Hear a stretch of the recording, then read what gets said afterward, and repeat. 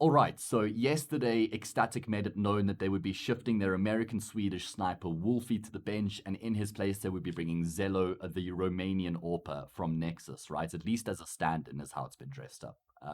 It's obviously pretty big news. I would say XELLOW have been one of the teams that's turned heads over the past 6 months, breaking their way into the tier 2 scene and then actually remaining there pretty consistently over a decent period of time as well. But it feels like over the recent period, they haven't been continuing that upward trajectory. They've kind of plateaued a bit and maybe dropping off a little bit here as well. So I think there's a few different reasons which have sort of motivated this change in the team. Also wolfY himself, I think, is sort of, it was said that he's wanting to take a short break from competitive Counter-Strike. So I think there's a few different contributing factors to this one. So I'm going to be breaking it down here, just talking about wolfY, what he meant as a player to the team, what XELLOW is going to be bringing as an individual, and then sort of just comparing the two and how they will sort of differ in the team and in the server. So obviously, wolfY joined a while ago. Himself and Fasher came into the team, replacing Rals and Yensi. That was back in the Lingby Viking days, towards the end of last year, at the start of like Q4 last year. And before the two of them joined, Lingby Vikings was sort of like a middle of the road tier 3 team, some upset potential, but you never really expected that much out of them when you saw them play. After they made the changes, there was an immediate upward turn in the results, right? Both Fasher and wolfY brought this big injection into the team, and it immediately elevated their performances to the next level. They were no longer just like a tier 3 team with upset potential. They actually were, competitive against tier 2 teams consistently now as well, working their way up the rankings. Previously, 35th best in the world, between 50th and 35th was where they were ranging. From there immediately, it increased them by like 10 places. So there was definitely an immediate impact with both wolfY and Fasher joining the team, both putting up the best numbers since they've joined as well. So it's no surprise, right? And there was a lot of positivity that I think came from wolfY's contribution. It really just worked out as well. His style of AWPing with the way that Bird from Sky calls, I think, was a really nice relationship as well. And so they even actually managed to break into the top 20 last year at the peak of their results, right? It sort of maintained a top 20, I think, coming into this year as well. Bird from Sky had that famous quote on the HLTV interview where he said that he thinks that they're definitely one of the top tier 2 teams.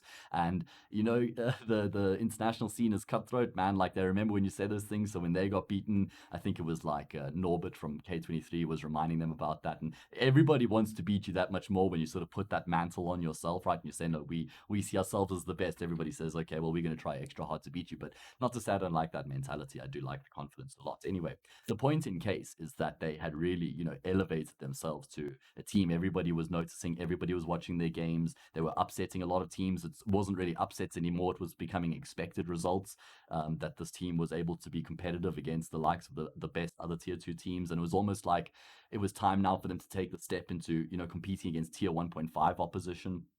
But things sort of started to go downhill coming into 2022. It feels like their form slowly started tailing off. I think not qualifying for the RMR event would have been a massive disappointment for the team, I would say. That was definitely would have been the main focus, coming into the beginning of this year based on the results and the form that they've had. So the fact they weren't able to qualify, that would have been devastating. I mean, I tell you right now, if they qualified for that RMR event, there's no way that wolfY's, taking a step back here, in my opinion. So that tells you a story as well in terms of how it's affected the team going forward. So that was a super unfortunate one, I would say. It's almost like they peaked too early last year, right? Like they showed their hand too soon. Everybody was watching them going into the qualifiers. Everybody knew how they played. Everyone knew their style, what you were going to get when you played against them. So I think it was almost just like an unfortunate circumstance, or like series of situations for the XELLOW team. Maybe, like I said, peaking too soon was a bit unfortunate. And there was a huge amount of workload this team was putting in. I mean, they even had a boot camp recently as well. wolfY was at the boot camp in Malta, and now they lost that the lower bracket semi-final to Heat for the ESL Challenger League. I think that would have been a tough loss as well, because Heat went on to actually qualify for EPL, right? So for the next season. So they think, if we had been able to beat Heat, then maybe we could have, replicated that run and that could have been us. So again, another tough pill to swallow after already not qualifying for the RMR event. So it feels like it's maybe just been a tough couple weeks here for XELLOW. And maybe if, wolfy, if he's a bit burnt out. I know he retweeted something sort of inciting or alluding to burnout as well in esports. So I think he might just be feeling a little bit. So he's decided to take a step back. I mean, yeah, they had a really great run, it must be said, lots to celebrate. But so his replacement, they bringing in XELLOW, the poster boy of Romanian Counter Strike, I would say. He's coming in. It's been, as I said, dressed up as a stand-in from Nexus. Maybe that's because it's a contractual thing. Maybe they want to actually trial him and see how he fits in before they commit, which I think is actually a great idea. XELLOW is a very specific type of player. I mean, such an interesting story behind XELLOW as well. He's only 21 years, by the way, but he's been in Nexus for 5.5 years, dating back to like November 2016. XELLOW was already on the Nexus books. So he's been in that team for such a long period of time. Already back in 2017, 18, people were looking at XELLOW saying, this guy is the next big deal. Like, this guy is going to be one of the players who breaks into the top scene, follows like a Torsy type of trajectory or something like that, where he can get himself into like a top team. He's got that skill and that potential, but it just never really seemed to happen. Either he was too young. I don't know if it was a contractual thing or if he didn't want to leave. We've had some players who prefer to rather just stay with teams that they're comfortable with. They want to stay with country, whatever it was. He never really broke into the higher level, which he was absolutely capable of. Like he was way higher skilled than the level he was playing at with Nexus throughout those years. And personally, I almost felt like he had missed that opportunity to capitalize on how good of a player he was, which is also okay if that's his life choices. Not everybody has to pursue a professional Counter-Strike career, even if you're good at the game, if that's not what you want, right? But then I checked again, he's only 21. So, I mean, he definitely still has all the opportunity and the time going forward to actually still make something of his career, in my opinion. So, as I said, Romanian poster boy of Counter-Strike, of course, I am from Game Legion, or EAM, obviously, one of the big, names from the region as well. But XELLOW is still the highest earning player from the region. Not by much, but he is right now in terms of Counter-Strike. So, is this the big opportunity for XELLOW? Playing in Nexus for so long, we've all earmarked him, we've all seen how good he is, we've all seen the potential, that fast, flicky AWP style, like to be the fastest in the server against anybody he's playing against in the tier 2 and the tier 3, level of Counter-Strike. Can he bring that game consistently? Can he realize his 2017, 18, 19 levels? It felt like maybe he started to get a little bit, I don't know if he cooled off a bit. If you think about staying in a team for that amount of time, what is your inspiration, what are your aspirations, are you working as hard as you could be? Maybe he lost that inspiration or that motivation a little bit. You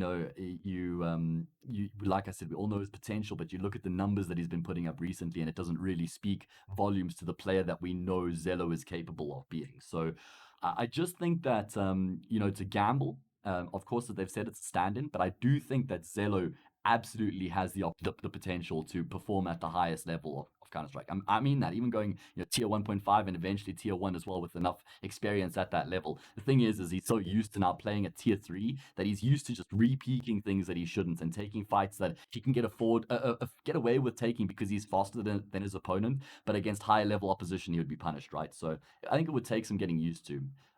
But if he can make it work, then this could be, his pathway to making an incredibly successful Counter-Strike career.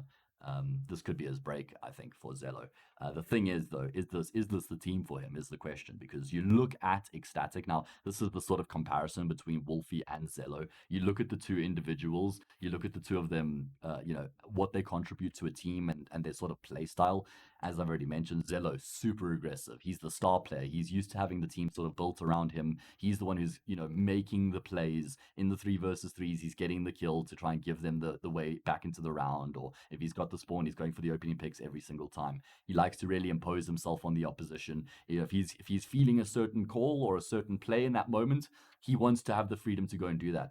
Now, he sort of attempts like something like 20% of the opening kills for Nexus. If you look at wolfY, he's a way more reserved AWPer for XELLOW. You've got Dafu, Bird from Sky, who's doing most of the entrying there, obviously, and then Fash is getting a lot of the opening kills as well, being set up, of course. So wolfy is playing that more reserved role, closing out the rounds for the team, being that he's more of a role player, a solid AWPer in the team that they can fall back on and rely on, whereas XELLOW brings a completely different flavor of spice altogether.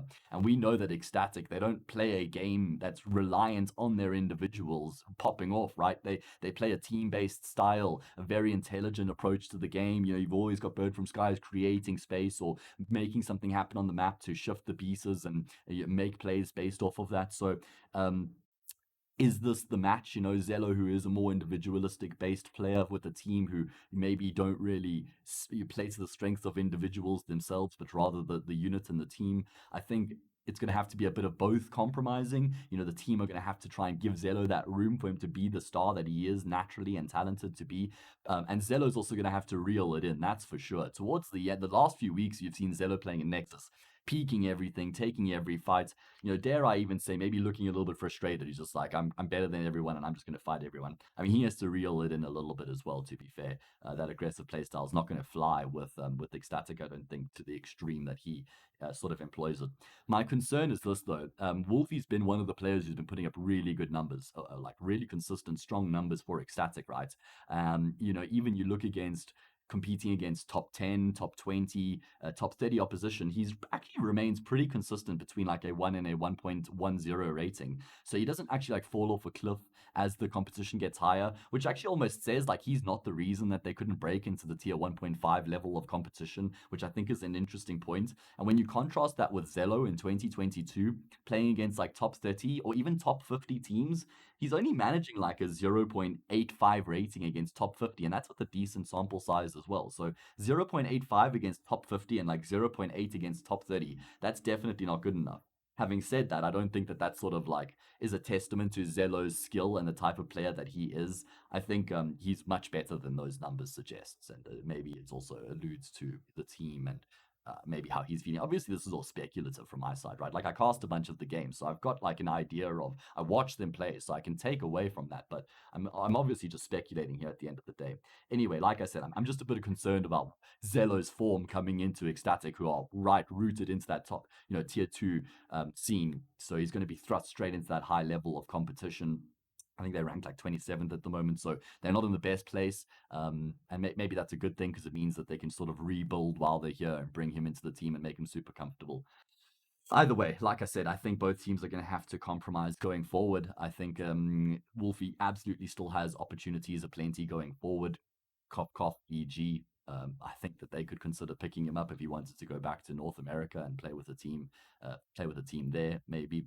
I definitely think he's done enough sort of for his portfolio going forward to have potential teams interested in his services. As for XELLOW, like I said, I think this is his big break. I'm sure he got so many offers in the past, which he did jump on. I've even heard things like Hellraisers and stuff, like rumors, right? So, and this is talking like back in 2018 when you've got like the big names there, like Angel, right? So, um, yeah, I think this is XELLOW's opportunity as well. Looking forward to seeing how it pans out. I hope that I've dressed this video up as though XELLOW is going to be a bit more than a stand-in for XELLOW, and sort of maybe this is a trial period for him. If he's just standing in and he's going to be helping them for a week and then going back to Nexus, well, then I guess this video doesn't have too much relevance. But either way, I saw the news and I thought I would make a few points on it.